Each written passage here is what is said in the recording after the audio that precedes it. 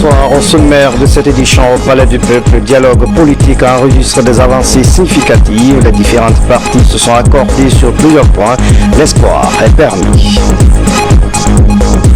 Au sommaire encore, une usine de transformation des déchets sera bientôt construite en Guinée. Le Premier ministre, chef du gouvernement, vient de lancer les travaux à Kaybélin. Coût de réalisation 200 millions de dollars.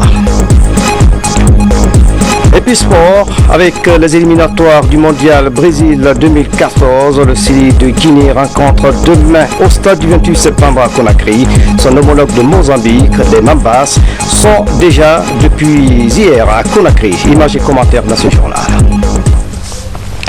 Mesdames et messieurs, encore une fois, bonsoir. Merci de votre attention et bienvenue dans cette édition. Conakry, 8 juin 2013. Le dialogue politique connaît des avancées significatives au Palais du Peuple à Conakry. La mouvance et l'opposition sont en passe d'arriver à un consensus.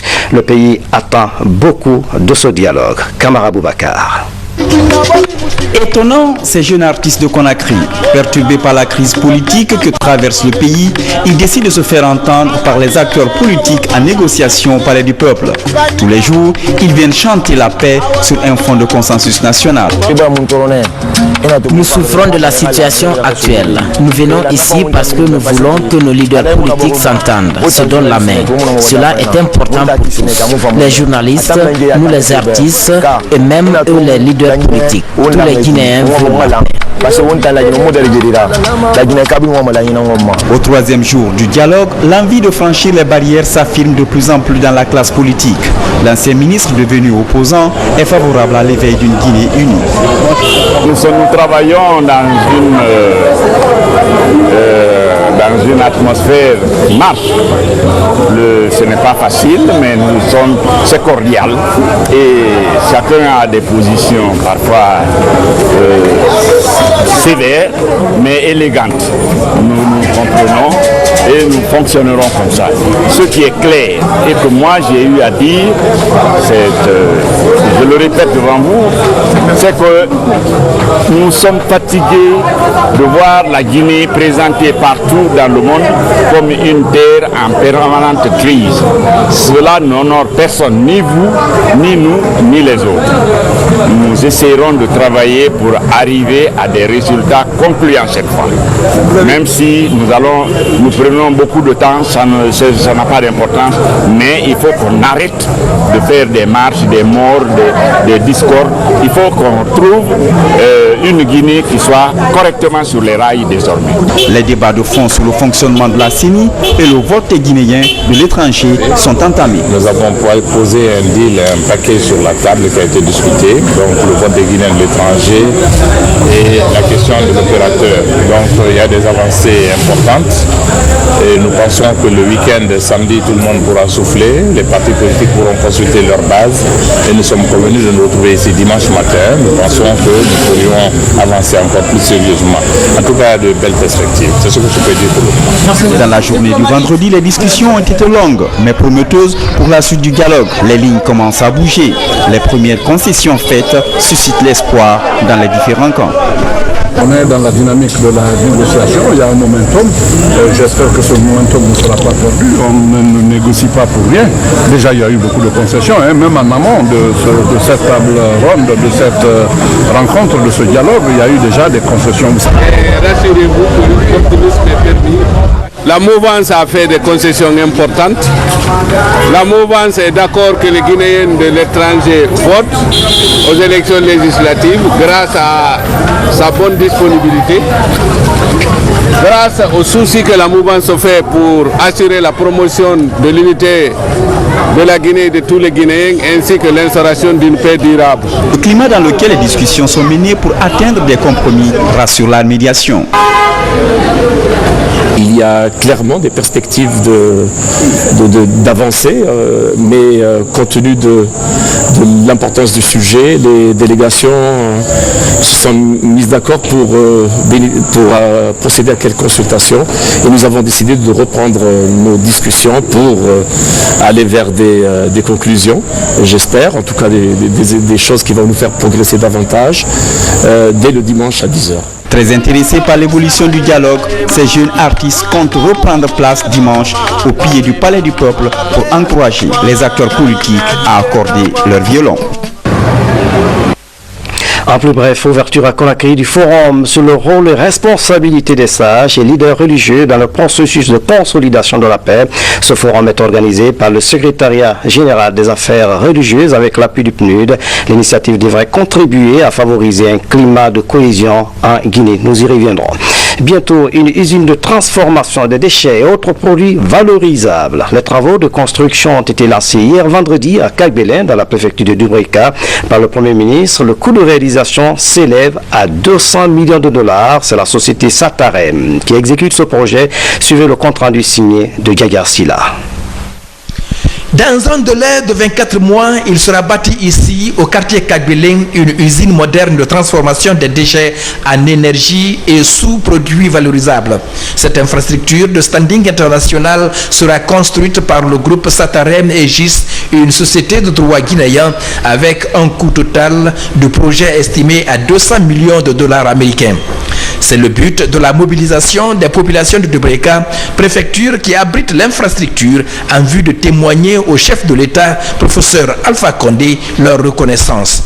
Votre séjour si précieux, un séjour sain parmi nous, à l'occasion de la pose des premières pierres de l'usine de valorisation énergétique des déchets et d'un hôpital moderne, nous reconforte à plus d'un titre, mais traduit surtout la volonté politique du président de la République, le professeur Alpha Condé, exprimée dans son discours programme au lendemain de sa brillante élection à la tête du pays. Celle de permettre à la Guinée de retrouver sa place de leader dans la sous-région et de rejoindre le cercle vertueux des pays émergents à l'horizon 2025. Le groupe Satarem Guinée, retenu par le ministère de l'Environnement, après un appel d'offres international, se propose de mettre toute sa force en vue de mériter la confiance des autorités guinéennes. Nous avons donc décidé de vous accompagner dans cette noble ambition de faire de la République de Guinée le premier pays moderne en termes de valorisation des déchets et du développement durable. Nous avons constaté avec les autorités du ministère de l'Environnement l'augmentation très rapide de la quantité de déchets nés de la croissance démographique et économique de la République de Guinée. Et il nous est donc apparu impératif de mettre en place à Conakry un système moderne, efficace et intégré de valorisation des déchets, permettant d'une part l'assainissement des villes concernées et d'autre part la production d'énergie renouvelable. 120 tonnes d'ordures sont produites chaque jour à Conakry. Seulement 30% de ces ordures sont collectées et transférées à la décharge de la minière. Une constante préoccupation de la population et un grand souci pour le chef de l'État. Finalement, un défi que le professeur Alpha Condé se propose de relever. La durabilité du programme étant assujettie à la fourniture journalière et continue d'un minimum de 1200 tonnes de déchets à l'usine, le gouvernement, en accord avec les collectivités locales, a signé une autre convention de collecte, de transfert et d'aménagement d'un centre d'enfouissement technique avec la société Satarem. C'est dans ce cadre que Satarem est en train de mener une campagne de nettoyage des dépotoirs sauvages à travers la ville de Conakry. Je saisis cette occasion pour rappeler aux citoyens et citoyennes de Conakry, de Koya, de Dubreka, bénéficiaires directs du dit programme en particulier, et les citoyens de la Guinée en général, que la gestion des ordures ménagères est l'affaire de tous. Pour améliorer notre cadre de vie et préserver la santé de nos enfants, il est primordial que chacun de nous adopte un comportement citoyen en évitant de jeter les ordures dans la rue, les caniveaux, au bord de la mer et autres lieux publics. Le projet de réalisation de l'usine de transformation des déchets va générer 700 emplois directs et 4000 emplois indirects au profit des jeunes et des femmes.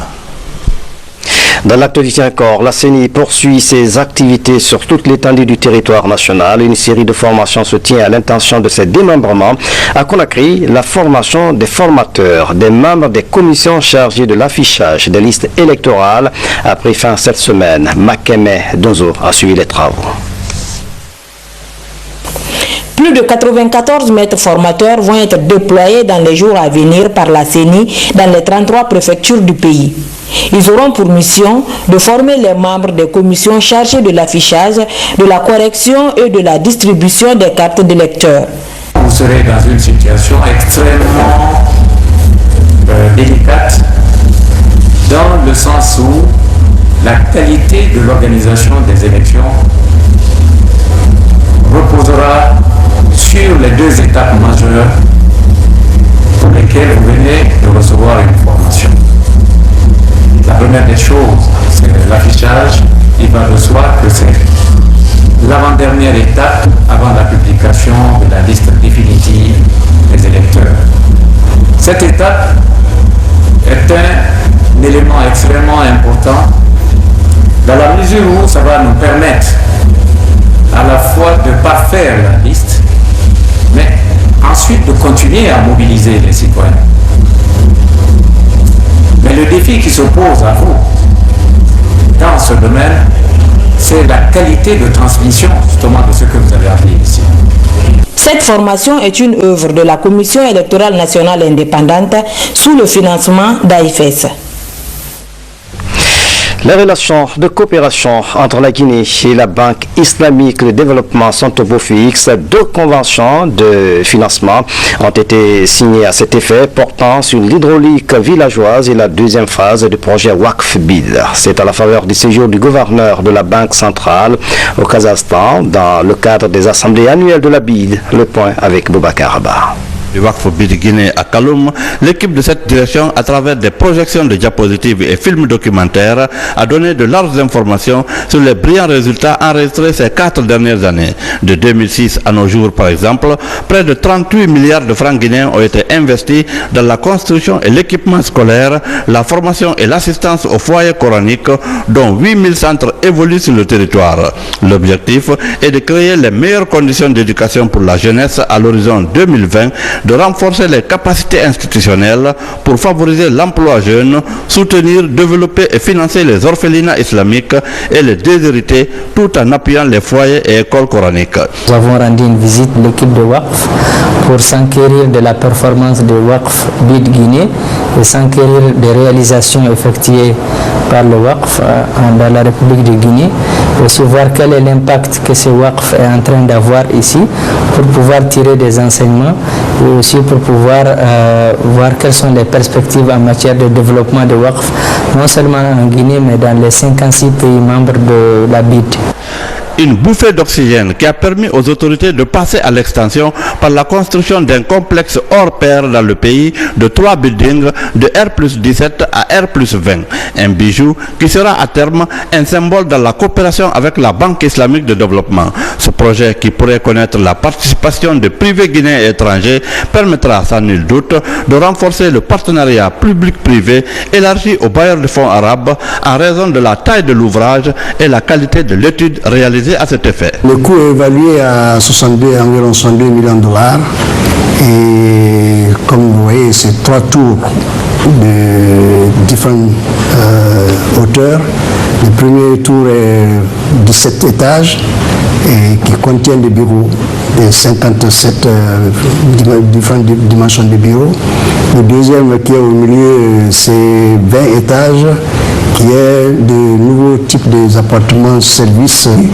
Et le troisième, c'est le logement des appartements courants. Déjà, les négociations entre l'État guinéen et la Banque islamique de développement pour le financement de cet ouvrage, qui sera implanté sur une superficie de 17 000 m², sont très avancées. Je dois vous dire que, avec la Banque islamique notamment, 2 accords de financement ont été conclus. Le premier concernant l'hydraulique villageoise pour un certain nombre de préfectures de la Guinée et le second concernant pour la deuxième phase du Waqf, dont la première phase est déjà opérationnelle. Boubacar Ba aux assemblées annuelles de la BID, Banque islamique de développement au Kazakhstan. Retour en Guinée. Le ministre délégué à la santé publique vient d'effectuer une visite de travail dans la préfecture de Kéréouani. Dr Naman Keïta a mis l'occasion à profit pour expliquer aux populations la politique du gouvernement en matière de santé. Il a aussi mis un accent sur le programme de changement en cours dans le pays. Envoyé spécial à Kéréouani, Souris de Kéra. Les populations de la cité diamantifère de Kéréouani adhèrent au programme de changement amorcé par la Troisième République. Elles l'ont réaffirmé lors de cette tournée marathon du ministre délégué à la santé dans les différentes communes rurales. Il s'agissait pour le parrain agricole de la préfecture de porter à ces populations laborieuses le message de paix, de quiétude et d'unité nationale à cette phase préélectorale. Les partis évoluant dans la commune urbaine font leur campagne dans le respect de l'art et jusqu'ici aucun incident majeur n'a été enregistré. Les populations de Komodo, par ma voix, réaffirment et soutiennent le gouvernement et son président de la République démocratiquement élu. De Komodo à la commune urbaine, en passant par Lenko, Damaro, Konsankoro, Surumaya, Sibiribaro et Banankoro, les citoyens se sont réjouis des actions engagées par le gouvernement de la Troisième République en faveur des populations guinéennes, notamment les plus déshéritées. Partout où nous sommes passés, la population, franchement, je pense aujourd'hui qu'au niveau de l'intérieur du pays, il n'y a pas de problème. Le terrain réellement est stable. La population a compris tout ce que le gouvernement est en train de faire aujourd'hui sur le terrain. Le parrain agricole de Kéréouani a réaffirmé l'engagement du gouvernement à poursuivre ses actions pour l'amélioration substantielle des conditions de vie et de travail des Guinéens.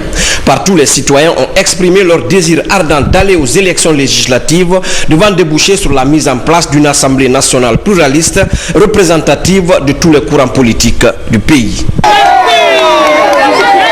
Direction Bokeh, où une mission mixte des départements ministériels vient d'effectuer une visite de travail. Il a été question de voir et apprécier les travaux de réhabilitation des sites touristiques appelés canal de conduite des esclaves. L'exécution des travaux avance là-bas, même s'il existe encore quelques anomalies. Moussa Koumara nous fait le point.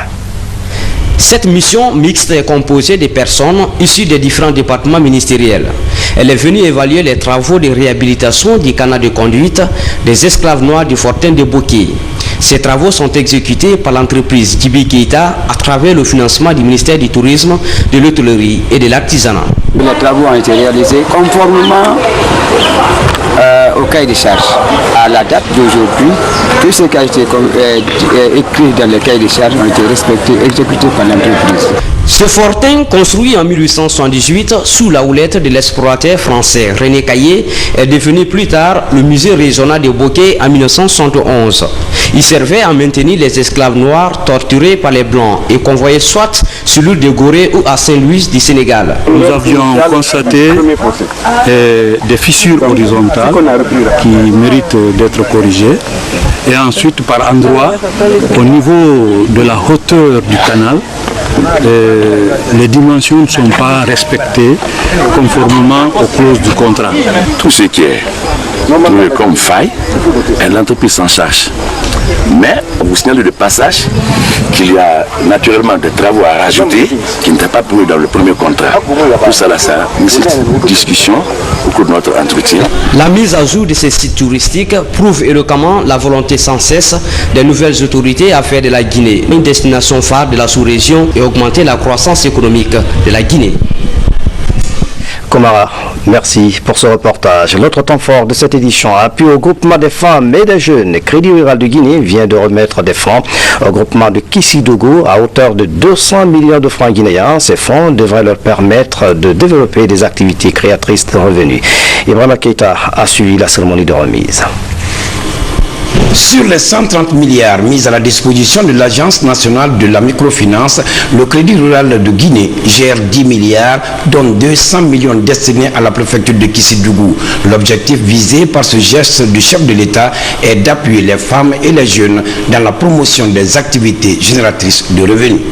Profitons de cette occasion pour remercier le président de la République, son Excellence le professeur Alpha Condé, pour cette initiative en faveur des couches défavorisées exclues du système bancaire classique, d'une part, et d'autre part pour la confiance aux établissements de microfinance en général et au crédit rural en particulier. Ici, à Kissodougou, ils sont au total 70 associés répartis en 20 groupes à bénéficier du crédit à travers des projets axés sur le petit commerce, l'artisanat, l'agriculture et le transport. Nous les encourageons à faire bon usage de ces fonds et à veiller au respect des engagements pour assurer la pérennité de cette opération en raison des avantages liés et de l'impact combien important sur la vie de notre nation. En remettant ces fonds aux bénéficiaires, les autorités préfectorales et communales ont remercié le chef de l'État pour ce geste. En langue du terroir, Paul Keïta et Mamadi Sanou ont insisté sur le respect des échanges de remboursement. Dans le même registre, plus de 300 cartons de vêtements pour les personnes sinistrées. C'est un don du Japon. C'est le service national d'action humanitaire qui a reçu ce don. Les universités Cheikh Anta Diop de Dakar et Général Lansana Conté de Conakry conjuguent leurs efforts pour relever le défi de la recherche scientifique. Un protocole d'accord a été signé dans ce sens à Conakry. Mohamed Sankon a suivi la cérémonie. Avec la signature des avenants de cet accord cadre de coopération, l'université Cheikh Anta Diop de Dakar et l'université Général Lansana Conté de Sonfonia se fixent des objectifs communs. Collaborer dans le cadre de la recherche scientifique, de l'enseignement, de la formation, ainsi que de la diffusion de connaissances et la promotion des cadres. C'est un accord qui nous permettra pratiquement de formaliser la mobilité des enseignants-chercheurs de nos deux institutions, mais aussi la mobilité des étudiants et surtout des échanges scientifiques à travers des publications sous forme version papier ou sous forme électronique et surtout à travers nos échanges dans le cadre de rencontres internationales. L'université Générale Lansana Conté de Sonfonia compte tirer beaucoup d'avantages de son partenaire qui a une cinquantaine d'années d'expérience et qui est placé parmi les meilleures institutions d'enseignement supérieur du continent. Nous devons travailler sur le terrain de la recherche, le terrain de l'enseignement et nous ferons en sorte que, avec les enseignants de Dakar, nos enseignants puissent avoir des projets communs de recherche. Les programmes vont être beaucoup plus harmonisés et nous pouvons travailler à assurer l'excellence au niveau de nos enseignants, voyez-vous, en intégrant les structures de machin comme le Conseil consultatif interafricain du CAMES. Fondée en 1955 sur plus de 110 hectares, l'université Cheikh Anta Diop de Dakar a 41 établissements, 6 facultés majeures, plus de 90 000 étudiants et une bibliothèque de plus de 50 000 ouvrages en voie de numérisation. La présentation du professeur Saliou Ndiaye a permis également de savoir que toutes les disciplines scientifiques y sont enseignées. La recherche est financée, valorisée et protégée. Des domaines importants qui sont consignés dans le présent accord cadre et qui pourraient être bénéfiques pour les universités guinéennes et sénégalaises. À l'intérieur du pays, les acteurs électoraux ont été outillés sur le code électoral, le rôle de la CENI et la disposition des textes de loi, histoire d'amener les intervenants à cerner le processus électoral avant les élections législatives du 30 juin. Salima Toukanti. Il faut outiller les acteurs électoraux à la connaissance du code qui régit leur mission. C'est à cet exercice que le CNT et la CENI s'attellent dans les différentes régions administratives du pays. L'objectif est de vulgariser les différents articles, outiller les cadres à l'interprétation et à l'application rigoureuse des textes de loi. Des sujets comme la nécessité d'actualiser fréquemment le fichier électoral, la connaissance des dispositions des textes, la mission de la CENI et ses démembrements ont été évoqués. Il s'agit là, pour les cadres chargés d'appliquer les textes de loi, de poser directement la question de compréhension à ceux qui les ont élaborés. Nous avons organisé cette table ronde pour discuter avec vous les principales dispositions que vous aurez à appliquer, en tout cas dans l'exercice de vos fonctions de membres de CEPI ou d'agents de la FOSEPEL, d'administrateurs chargés des élections, mais également d'organisations de la société civile dont le rôle dans ce processus est de veiller à la transparence en faisant de l'observation impartiale. Il faut connaître les principes de base des textes législatifs, dit le conférencier. Les listes nationales, la circonscription, c'est le territoire national. L'attribution se fait en deux phases. On va diviser le nombre d'électeurs par 76, ça va donner ce qu'on appelle le quotient électoral. On prend maintenant, pour chaque liste de chaque parti, on va totaliser toutes les voix obtenues par la liste sur l'ensemble du territoire national. Toutes les voix. Et on va diviser pour chaque liste la totalité des voix obtenues par le quotient électoral. Alors, autant de fois il y aura le quotient électoral dans la totalité des voix d'une liste, autant la liste aura des députés. Des questions-réponses ont permis d'édifier tous les acteurs électoraux de Kindia sur leurs responsabilités afin d'aboutir à une élection dont les résultats sont acceptés de tous. Le dialogue politique connaît des avancées significatives au palais du peuple à Conakry. La mouvance et l'opposition sont en passe d'arriver à un consensus. Le pays attend beaucoup de ce dialogue. C'est un reportage de Kamara Boubacar. Les populations de la cité diamantifère de Kérouané adhèrent au programme de changement amorcé par la Troisième République. Elles l'ont réaffirmé de cette tournée marathon du ministre délégué à la Santé dans les différentes communes rurales. Il s'agissait pour le parrain agricole de la préfecture de porter à ces populations laborieuses le message de paix, de quiétude et d'unité nationale à cette phase préélectorale. La situation sociopolitique est bonne dans la commune urbaine avec un climat de paix, de joie au sein de la population. Les partis évoluant dans la commune urbaine font leur campagne dans le respect de l'art et jusqu'ici aucun incident majeur n'a été enregistré. Les populations de Komodo par ma voix réaffirment et soutiennent le gouvernement et son président de la République démocratiquement élu à la tenue de ces élections législatives à la date du 30 juin 2013. De Komodo à la commune urbaine, en passant par Lenko, Damaro, Konsankoro, Surumaya, Sibiribaro et Banankoro, les citoyens se sont réjouis des actions engagées par le gouvernement de la Troisième République en faveur des populations guinéennes, notamment les plus déshéritées. Actions parmi lesquelles il faut citer les efforts de redressement macroéconomique, le rétablissement de la confiance avec les partenaires, l'assistance au monde paysan par l'octroi des intrants agricoles ou encore la gratuité des soins de la mère et de l'enfant. Une opportunité pour le ministre délégué à la Santé de rassurer les jeunes et les femmes de la mise à disposition très prochaine des fonds de microcrédit alloués par le président de la République. Partout où nous sommes passés, la population, franchement, je pense aujourd'hui qu'au niveau de l'intérieur du pays, il n'y a pas de problème. Le terrain réellement est stable et le gouvernement vraiment peut dormir parce que la population a compris tout ce que le gouvernement est en train de faire aujourd'hui sur le terrain. Le parrain agricole de Kérouané a réaffirmé l'engagement du gouvernement à poursuivre ses actions pour l'amélioration substantielle des conditions de vie et de travail des Guinéens. Partout, les citoyens ont exprimé leur désir ardent d'aller aux élections législatives devant déboucher sur la mise en place d'une assemblée nationale pluraliste représentative de tous les courants politiques du pays.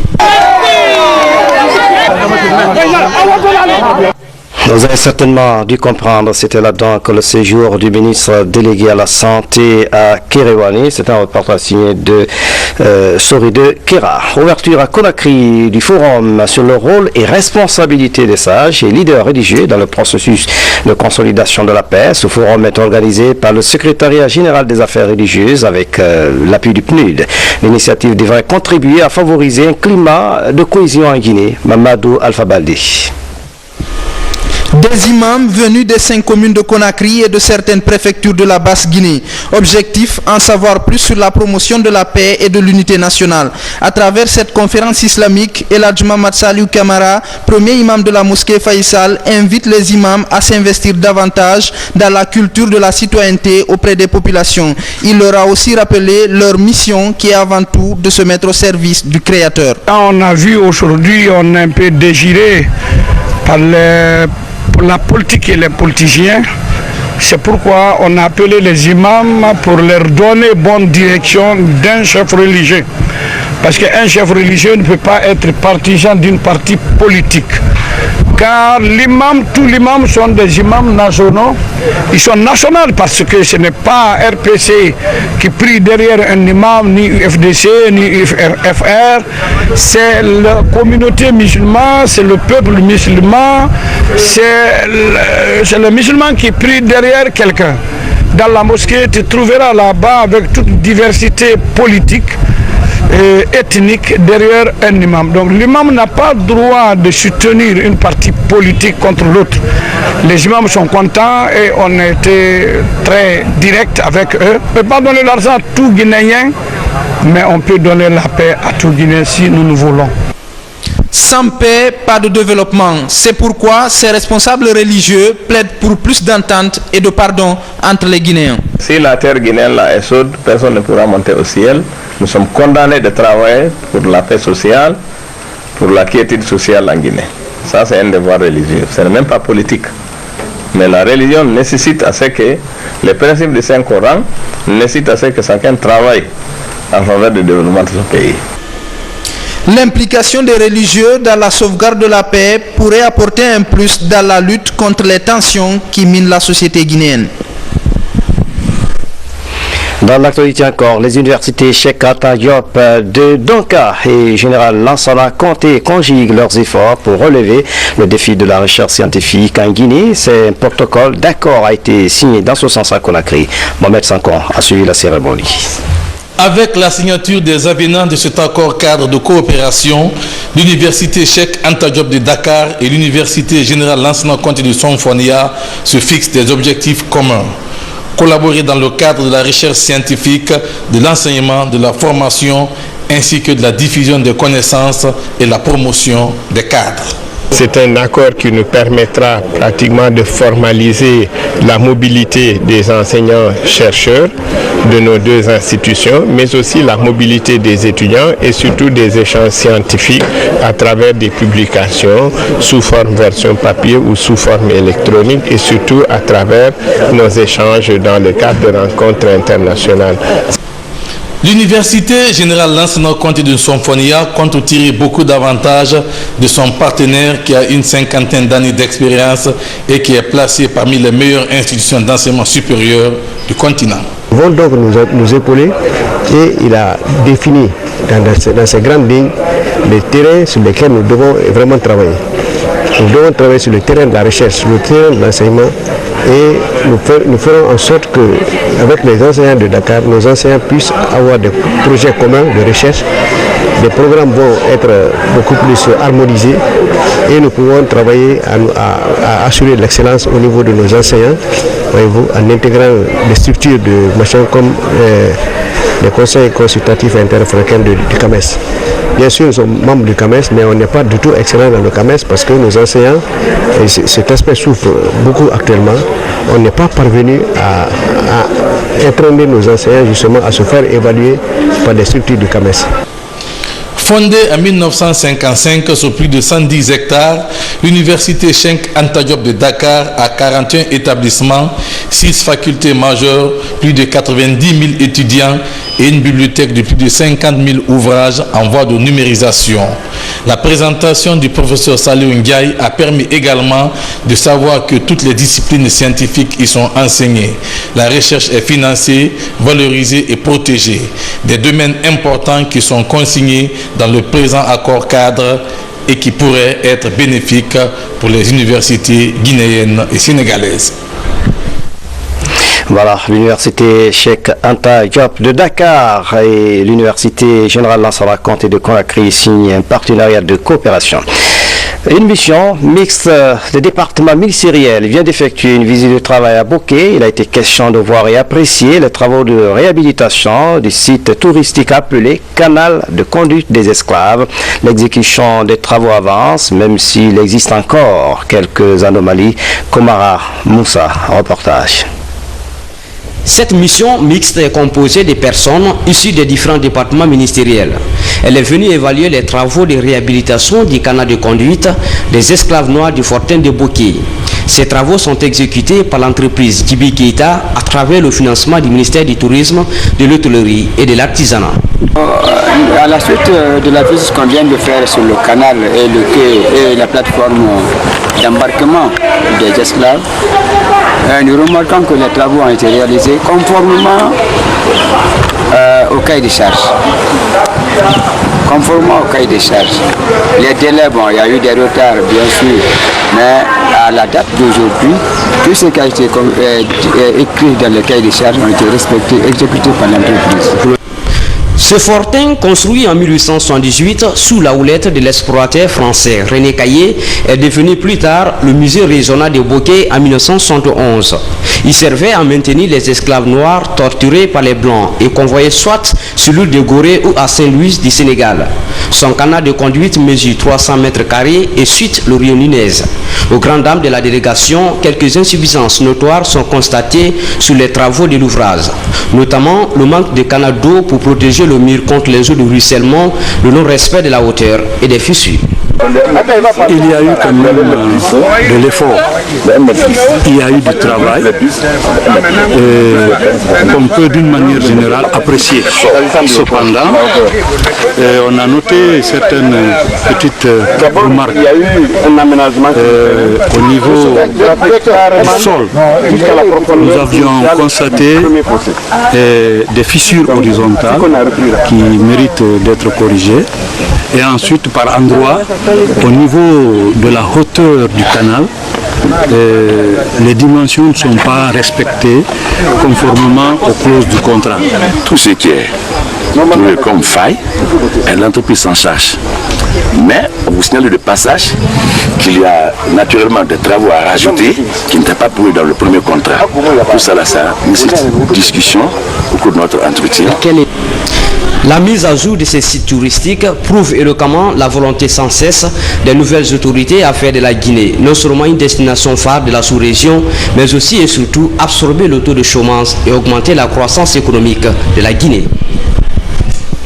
Dernier virage de cette édition, plus de 300 cartons de vêtements pour les personnes sinistrées. C'est un don du Japon, c'est le service national d'action humanitaire qui a reçu ce don. Mohamed Amin Kamara était de la partie.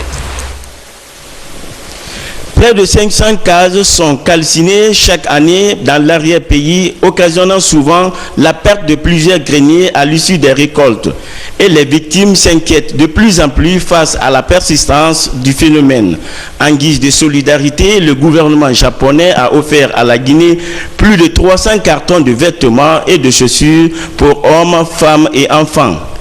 Il y a 2-3 mois que nous étions à l'intérieur du pays où près de 2, 3, 4, 5 villages ont été complètement calcinés par suite d'incendies. Et je crois que ces images ont dû frapper, n'est-ce pas, les représentants des pays amis. Donc c'est l'occasion pour moi, au nom du ministre de l'administration du territoire, qui aussi parlera au nom de l'hiérarchie supérieure, de remercier le gouvernement japonais pour le don qu'il vient de faire aux sinistrés de la République de Guinée. Les ambassades accréditées en Guinée et les sociétés privées constituent entre autres partenaires que le ministère de l'administration du territoire et de la décentralisation entend rencontrer pour solliciter également leur appui à l'endroit des personnes sinistrées. Il ne s'agit pas que ce soit l'État seulement qui intervienne. L'État intervient vraiment et il est temps d'approcher ces sociétés, il est temps d'approcher ces personnes de bonne volonté, il est temps d'approcher, n'est-ce pas, ces ambassades qui sont des ambassades qui sont des pays amis à la Guinée. Donc nous allons être bientôt sur le terrain pour faire ce plaidoyer. Pour la plupart constitués de vivres ces dernières années, cette assistance marque un nouveau pas dans la détermination du gouvernement à œuvrer sans relâche aux côtés des personnes sinistrées. C'est la fin de cette édition. À tous, merci de nous avoir suivis et bonsoir.